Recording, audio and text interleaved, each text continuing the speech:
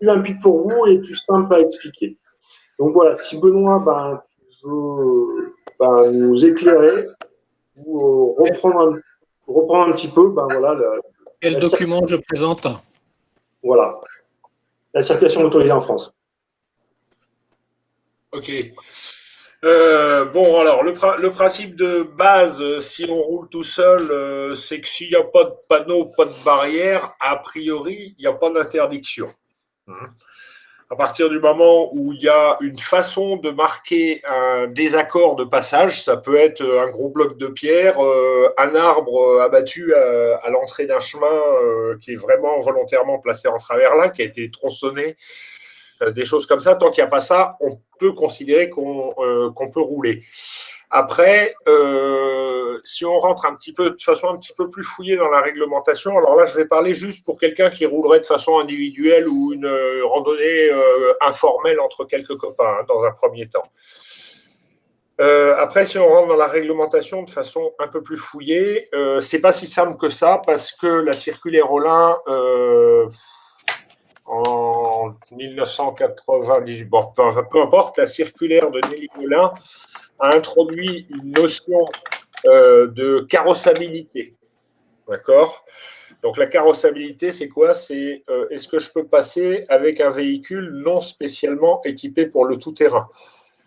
Et il n'y a aucune dimension légale à cette notion, mais il y a eu tellement de verbalisation et de jurisprudence que c'est devenu un fait maintenant.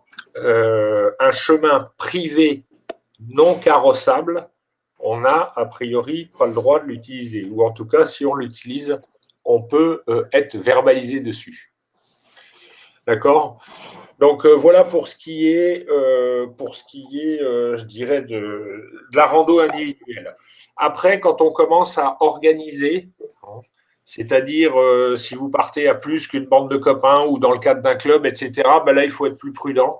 Et là, franchement, le conseil, c'est utiliser Géoportail pour avoir le cadastre et essayer, dans la mesure du possible, de n'utiliser que des chemins ruraux.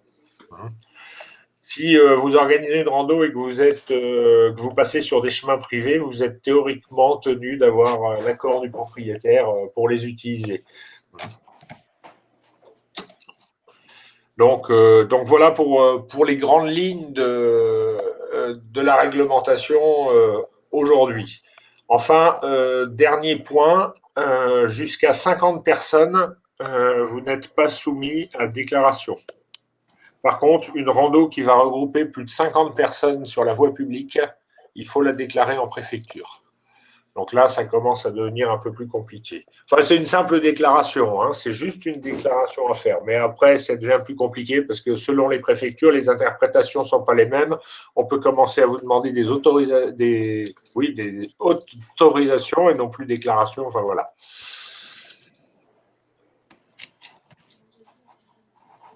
C'est déjà beaucoup plus clair. Merci Benoît. Question. Dès qu'un chemin est cadastré, ça signifie qu'il est rural et non privé? Non.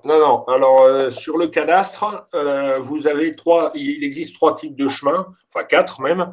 Il y a ceux qui n'y figurent pas, hein, les chemins non cadastrés, qui ne figurent pas au cadastre, qui existent sur le terrain. Il y a les chemins privés, donc il y a les chemins d'exploitation et les chemins ruraux. D'accord? C'est les 3 statuts juridiques de chemins existants aujourd'hui, les chemins ruraux qu'on entend encore appeler régulièrement chemins communaux. Comment on les distingue? Quand vous mettez par-dessus une carte IGN ou une vue aérienne, vous superposez le cadastre. Pour ça, Géoportail, c'est un outil en accès gratuit à tous, etc., et où c'est assez facile et intuitif à faire. Entre la voie publique, la route, et le départ du chemin, s'il y a une petite barre en travers, attention. Si le dessin, les lignes qui sont maintenant de couleur orange, qui délimitent le chemin, au moment de son départ d'une intersection, il y a une petite barre en travers, attention. Voilà, parfait, exemple parfait. D'accord? Vous voyez très bien là la petite barre, merci pour l'image, c'est magnifique. Vous voyez très bien la petite barre. Bon, ça. Et alors, deuxième indice, s'il y a un numéro de parcelle, D'accord? Donc ça, c'est un chemin privé. Il n'y a pas photo. C'est une parcelle privée. OK? Vous voyez d'ailleurs, il est assez probable, si on descendait sur l'écran, vous voyez que le chemin qui redescend à la verticale à droite, lui, en descendant un peu, je pense qu'on verrait que c'est certainement un rural. Il faudra aller jusqu'à une route. Ah non, privé aussi, paf, un numéro de parcelle. OK? Alors, revenez sur la. Si tu peux revenir sur, voilà, sur la partie initiale, c'est parfait. Donc, voilà, ce chemin-là, il n'y a pas photo, il est privé. Je suis tout seul, je suis avec quelques potes, etc. Machin. Il a l'air carrossable, hein, vu du ciel, donc je veux y aller. Ouais, bon, ben, j'y vais. Hein. Il n'y a pas de pierre, il n'y a rien qui me marque, il n'y a pas un panneau sens interdit peint sur un bidon. Bon, ben, ok, j'y vais. Hein. Par contre, il est tout défoncé, il traverse des bois, etc. Commencez à regarder le statut des bois. Est-ce que c'est alors ça on le voit pas sur le géoportail, on le voit sur sur l'IGN. Hein. Mais est-ce que c'est de la forêt domaniale ou pas? Alors le chemin rural, lui, alors c'est toi, Hilario, qui était sur géoportail. Ouais. Ouais, si tu peux, j'aurais juste trouvé un chemin rural, blablabla. Ou sinon, descends sur la route. Ça, tu vois, tiens, hop, celui qui était là, tu as la route là, et à l'entrée, voilà, je n'ai pas l'image, voilà, voilà. Vous voyez le chemin là qui part en bas à gauche, celui-là, il n'y a pas de trait. Si on descend, il n'y a pas de numéro de parcelle. Celui-là, il est rural. Celui-là, je peux y aller. Par contre, stop, il va tout droit, il n'existe plus. Et immédiatement après, vous voyez la partie en courbe qui rejoint la route. Ça, c'est une portion privée. Donc, voilà comment on les distingue. Alors, il faut faire attention à une chose et pas hésiter parfois à zoomer, à se déplacer un peu sur les superpositions de couches des scans qui ont été faits de ces cadastres et fournis par les communes. Parfois, certains chemins ruraux peuvent vous sembler être des chemins privés. Vous regardez, il y a le trait en travers. En fait, le trait, ce n'est pas un trait de fermeture du chemin, c'est le trait orange que vous retrouvez parfois qui sont les limites de section cadastrale. Hein, vous savez que le cadastre, c'est fait à l'étendue d'une commune, c'est divisé en plusieurs sections. Et ensuite, ce qu'on appelle des planches. Et à l'intérieur des planches. Et parfois, les superpositions de planches peuvent vous faire prendre un chemin privé pour un chemin public. Peuvent vous faire prendre un chemin rural pour un chemin privé. Donc, il faut aller glisser un peu dedans, zoomer, aller un peu plus loin sur le chemin pour passer sur la planche suivante et se rendre compte que, ben non, finalement, ouais, si on regarde, il y a bien les deux traits. Ils n'ont pas la largeur constante qu'il y a d'habitude, mais ça reste un chemin rural. Le chemin d'exploitation, en règle générale, parce que les cadastres sont aussi très peu mis à jour, il faut le savoir, le chemin d'exploitation, en règle générale, vous aurez un trait et puis pas de numéro de parcelle. Comme souvent, ils ont été créés à partir des remembrements, etc. Et puis que beaucoup de sociétés d'exploitation rurale ont disparu, puisque ça a été fait maintenant il y a une quarantaine d'années. Souvent, il n'y a pas de numéro de parcelle. Bon, sur cela, moi, il n'y a pas de règle absolue, mais je considère qu'il y a relativement peu de risques, parce que comme ils appartiennent à des multipropriétaires qui sont des syndicats fonciers d'agriculteurs, il y a en général beaucoup de passages dessus, c'est-à-dire qu'on peut considérer qu'ils sont d'usage commun. Alors, il y a une question qui est arrivée entre-temps. Numéro de parcelle sur cadastre implique que c'est privé ou pas? Oui, numéro de parcelle, ça veut dire que c'est privé, c'est clair. Numéro de parcelle, c'est privé. Et il y avait une autre. Ok, bon, ben merci Benoît. Moi, je vous en prie. Voilà. On avait aussi. Pardon, vas-y, Mario. Non, je disais que la deuxième question, c'était le même thème aussi. En gros, si le chemin est comme une parcelle cadastrale avec un numéro et fermé par une parcelle, c'est un chemin privé, donc oui. Privé, voilà. C'est privé, pas barré, c'est bon. Il peut pas être. Privé, pas barré. Ben, c'est la notion de. C'est la privé, pas barré, pas d'interdiction. Si tu roules dessus, puis qu'il y a un agent de l'ONCFS qui est là et qui décide, parce que c'est une notion subjective que c'est pas carrossable, il peut te verbaliser. Ah, d'accord. D'accord? Tu peux être verbalisé sur un. Déjà, ils pourront. Certains font du zèle et verbalisent, y compris sur des ruraux. Mais enfin, en général, quand ils font des opérations de contrôle, là, par contre, ils ne se trompent pas. C'est-à-dire, ils se mettent sur du privé estimé non carrossable. D'accord. Quand ils font des contrôles vraiment pour les loisirs motorisés, là, ils ne se trompent pas d'endroit. C'est l'exemple que nous a montré Martin la semaine dernière, où il était dans une forêt de Morvan et il était clairement attendu avec des rues-balises et tout le détail, quoi. Oui. Ben, de toute façon, alors ça c'est juste un tout petit point, je le dis parce que ça fait partie des consignes, des choses qu'on a obtenues de haute lutte avec la police de l'ONCFS qu'on a rencontré à de nombreuses reprises. Ces gars-là qui sont des cow-boys, hein, je ne sais pas si certains d'entre vous ont eu l'affaire à l'ONCFS, ils sont avec les pistolets Magnum 357, quand ils vous arrêtent, ils ont la main sur la crosse. Hein. Ils se mettaient dans des sorties de virage, des trucs comme ça, et il y avait des accidents. Il y avait des accidents. Donc maintenant, normalement, leurs opérations de contrôle spécifiques, c'est-à-dire quand le préfet leur donne l'ordre, puisque ça vient uniquement d'un ordre du préfet, hein, de faire une opération de contrôle des loisirs motorisés, ils doivent baliser, ils ne doivent plus tendre des traquenards. Donc, ils doivent baliser. Et le chemin dont tu parles, là, c'était comment? Il y a 2 ans, cette affaire-là, c'est ça? Je ne sais plus, Martin nous a expliqué ça la semaine dernière. Oui, dans le Morvan, il y a 2 ans, les gars avaient parfaitement bien choisi leur truc parce que le chemin était privé, entre 2 chemins ruraux. Il était totalement carrossable, sauf à l'entrée et à la sortie. Donc, tu vois, c'était assez vicieux. Le truc de contrôle, là où il l'avait mis, c'était assez vicieux. Ah, merci pour tous ces détails. D'autres questions dans le groupe? Oui, moi, j'ai pas vu la vidéo. Est-ce que tu pourrais me le montrer? Parce que je suis sur mon portail et je suis par chez moi. J'ai zoomé, je connais tout ce que c'est chez moi et je ne vois pas de barrière. Attends, excuse-moi, c'est Carole, je crois, mais en fonction de l'orientation de ta tête, j'entends pratiquement rien, moi. Je ne sais pas pour les autres. Ouais, idem. Ouais. Il faut que tu sois bien en face de ton micro, je pense, parce que sinon. Alors, je demandais si vous pouvez me montrer la barrière sur mon portail.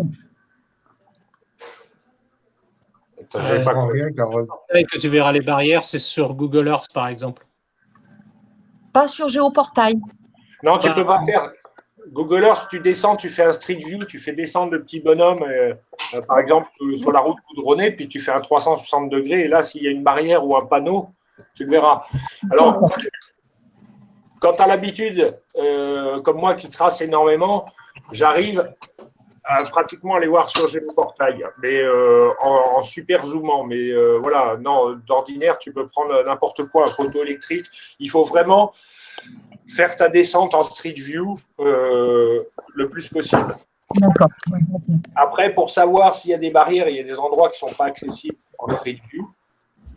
Donc, pour savoir s'il y a des barrières, tu as quelques indices. Par exemple, quand je fais une trace qui traverse un bois, par là où je vais rentrer dans le bois et par là où je vais sortir, il n'y a pas de Street View. Après, tu as des traversées de champs, puis la route, elle est à 800 mètres, 900 mètres. Par contre, je vais vérifier toutes les autres entrées dans le bois qui seraient sur une route où je pourrais descendre en Street View.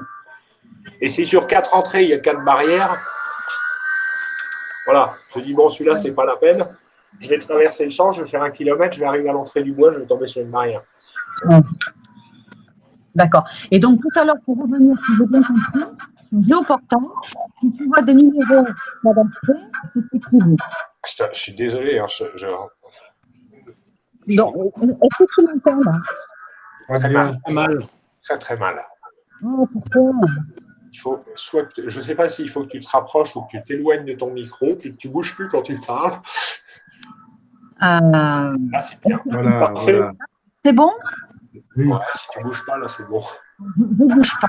Donc, je disais, dès que tu vois un numéro sur Géoportail qui est cadastré, c'est interdit. Non, c'est reparti. Je suis désolé, je n'ai pas compris. Essaye de me la mettre par écrit sur le… Alors, Benoît Reynaud, Benoît. Oui. Donc, je voulais revenir un petit peu parce que moi, on avait le Code des Verts et on a mis en exergue une question du gouvernement, une question qui avait été posée par le gouvernement sur justement le fait est que sur un chemin qui était théoriquement interdit à la circulation par un arrêté municipal ou par un statut particulier, mais l'absence de signalisation n'autorisait pas systématiquement la verbalisation. Alors, en fait, si, tu seras verbalisé. Tu pourrais être verbalisé. Après, en cas de contestation, alors, c'est sur un chemin rural, c'est aussi très clair. Il faut un panneau B0. D'accord. S'il n'y a pas de panneau B0, tu pourrais être verbalisé. Mais il suffira de contester la prune. D'accord. Et sur un chemin carrossable? Alors, ça dépend s'il est rural ou privé. Elle est bien d'accord. Mais que ça soit l'un ou l'autre, s'il y a une absence de signalisation complète. Ah, mais le rural aujourd'hui, alors c'est un des combats qu'on est en train de mener parce que c'est l'ONF là qui est en train d'essayer de justement d'insidieusement faire rentrer la notion de carrossabilité dans les chemins ruraux. Un chemin rural, quel que soit son état, pas de panneau, pas de barrière, tu peux y aller. D'accord. Total défoncé, c'est une voie ouverte à la circulation publique. D'accord. Mais le fait est que la circulaire Olin a été amendée. C'est ça qui me comprends pas. Non, elle n'a pas été amendée. On croit qu'elle a été amendée, mais de toute façon, la notion, en fait, si tu veux, la notion de carrossabilité, je crois que c'est un terme qui n'est même pas dans le dictionnaire, je crois, la carrossabilité. Oui. Le problème, c'est qu'il y a eu 160 jurisprudences, c'est-à-dire des gens qui ont contesté et qui ont été condamnés. Donc, du coup, c'est un peu devenu une loi de fait. Ensuite, la circulaire de Nathalie Kosciusko-Morizet, exact.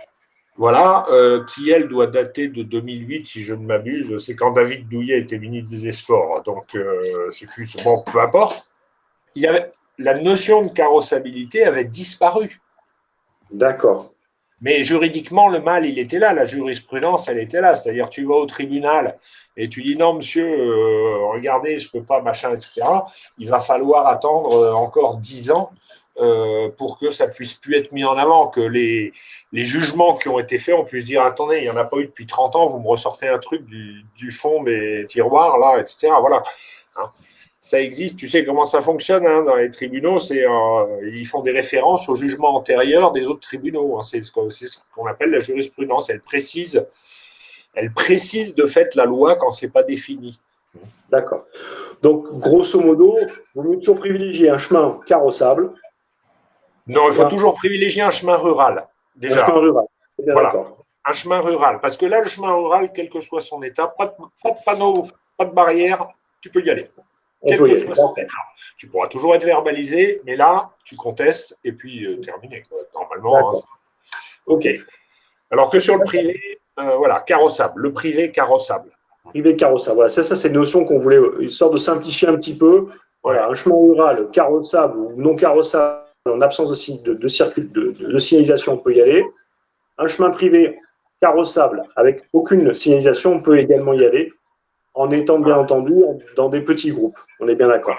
Alors, je précise une autre chose parce que c'est vrai que là, aujourd'hui, je suppose que vous êtes tous des utilisateurs de deux roues. La notion de chemin suffisamment large pour qu'il passe un véhicule à 4 roues. Attention, ne confondez pas chemin et sentier. Un sentier est considéré, quel qu'il soit son statut, comme du hors-piste. D'accord ? Le problème, c'est que sur le terrain, on ne sait pas s'il est privé, rural, etc. Oui. Il n'y a rien écrit. Il n'y a rien, non, il n'y a rien. Puis tu ne peux pas te promener avec ton cadastre, tu ne vas pas t'arrêter à chaque fois le chemin pour regarder ton cadastre. Donc, on ne sait pas sur quoi on roule en vrai. En fait, tu ne sais pas sur quoi tu roules. Et puis après, quand bien même tu fais une trace, tu peux te gourer. Hein, ça t'arrive quand tu mets ton GPS pour aller au supermarché, tu peux te gourer d'un rond-point et tourner. De la même façon, tu peux te gourer d'un chemin et changer de truc. Si tu roules de façon informelle à un petit groupe, etc., c'est pour ça que je disais, dans les randonnées organisées, voilà, il faut être plus vigilant. Mais bon, quand tu roules de façon informelle, attends, c'est pas un crime d'État, quoi, hein, je veux dire. Bon, sachez aussi que les contrôles, c'est très souvent dans les bois. Hein. C'est très souvent dans les bois. C'est très rarement Ouais, dans les les forêts domaniales. Voilà. Ou pour le Absolument. domanial ou privé, parce que maintenant, l'ONF, c'est surtout un gestionnaire de forêt privée, l'ONF. Hein. Donc, Ouais. mais c'est rare d'être contrôlé sur un chemin agricole, entre guillemets. C'est ça. Donc, toujours intérêt d'éviter un peu les forêts, privilégier les chemins agricoles où on a moins de chances de déranger, et surtout s'il est carrossable. Voilà. C'est amusant de pouvoir se faire verbaliser en moto sur un chemin où il y a des énormes traces de tracteurs d'engins forestiers, quoi. Engins forestiers, Oui. oui, bah oui. Donc, qui sont censés C'est un peu, réparer systématiquement hein, les barrages. Ils sont censés remettre les chemins en état systématiquement. c'est Heureusement, pour facile. nous, ils ne le font pas toujours. Après aussi, je voulais aussi préciser aussi donc que tous les chemins qui longent en général les canaux, hein, les canaux du Midi, ce genre de choses-là sont toutes en général interdits. Alors, je t'ai perdu. Les chemins qui longent. Qui longent les cours d'eau, enfin qui longent les canaux, canal du Midi par exemple, ce genre de là, on appelle ça les chemins de halage. En général, sont interdits aussi à la circulation, motorisée. Ouais. Il y a aussi ce qu'on appelle les traces éphémères d'exploitation forestière, ça c'est ce que tu as un petit peu dit. Ouais, le dépannage, ça, c'est pas du chemin, oui, c'est de la trace faite Voilà. pour l'exploitation. Voilà. Alors, Donc, il y a, sur les cours d'eau, je reviens juste un tout petit peu là-dessus. Il y a deux exceptions. Parce que les cours d'eau n'appartiennent pas à l'État ni au domaine privé ou public des communes, mais appartiennent aux voies navigables de France. Donc les chemins de halage, en général, c'est systématique, c'est effectivement interdit, y compris au vélo d'ailleurs. Hein, c'est en général un beau B0 à l'entrée. Donc B0, c'est celui qui est vide, c'est le blanc pourtour rouge avec rien dedans. Ça veut dire circulation interdite à tout véhicule dans les deux sens. d'accord. Donc, ça, c'est. Mais néanmoins, sur un certain nombre de cours d'eau, le chemin de halage, d'un côté, peut être interdit.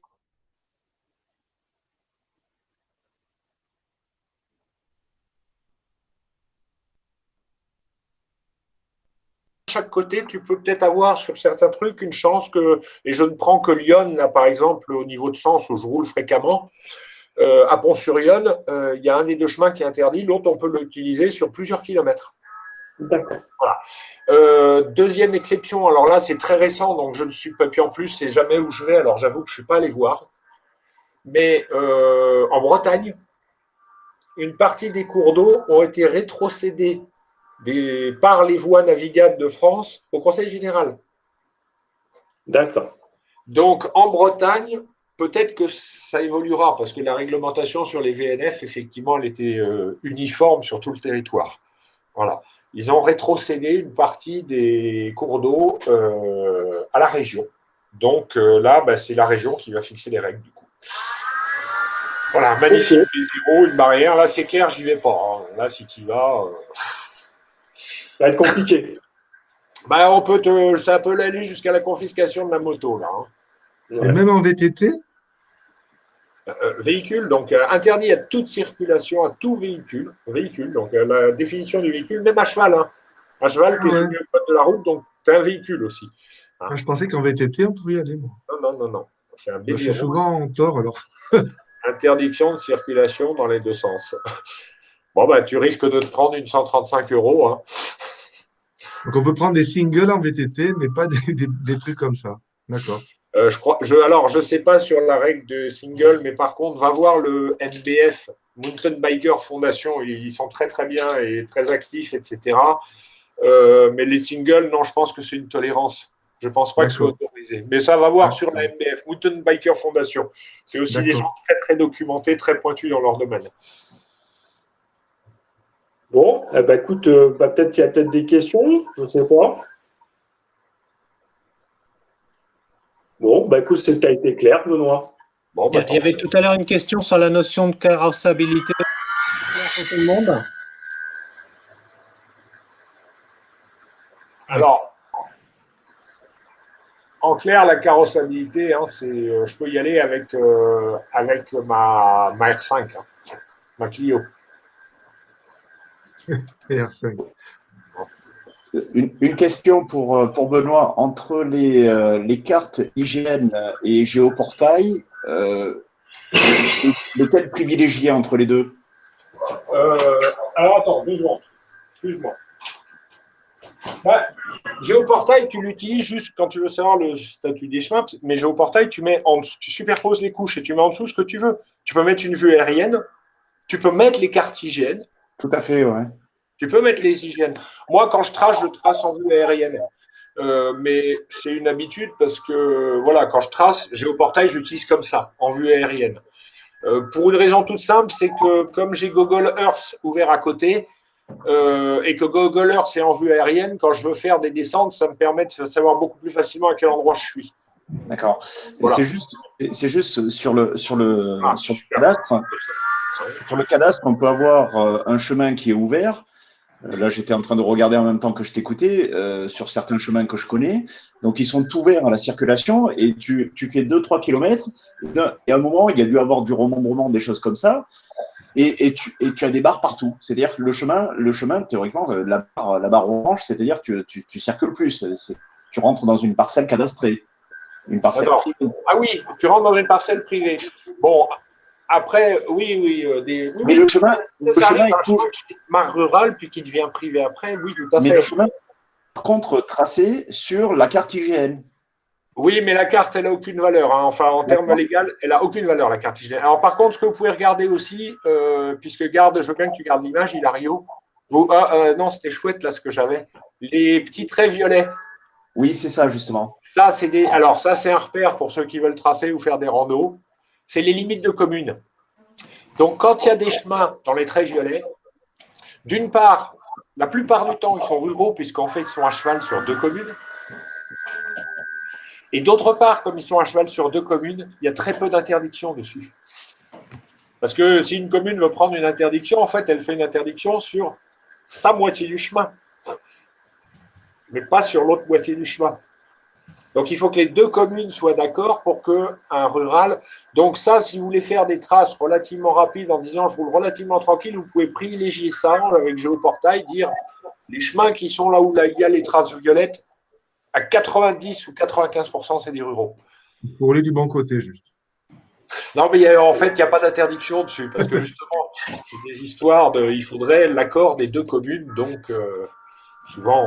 Bon, c'est bien à savoir, ça. Voilà. Ça, c'est une petite facilité quand on veut faire une trace sans trop aller. Voilà. Hop, là. Merci. Ok, merci beaucoup.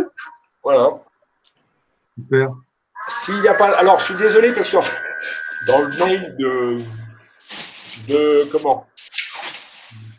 que j'avais reçu, c'était marqué que c'était le 30. Je n'avais pas réalisé que c'était tous les jeudis. Donc, quand j'ai percuté là, que j'ai eu le rappel qui s'est allumé sur l'ordi, je me suis connecté. Par contre, je ne vais pas pouvoir rester très très longtemps. Enfin, je peux rester encore une demi-heure avec vous. Mais après, voilà. Il n'y a pas de souci, Benoît. En fait, c'était surtout pour qu'on reprenne de façon beaucoup plus posée ces notions-là qui sont importantes avant qu'on commence à attaquer, en fait, pour faire ce que Hilario va nous présenter, un petit peu notre méthodologie pour tracer des traces. D'accord, ok.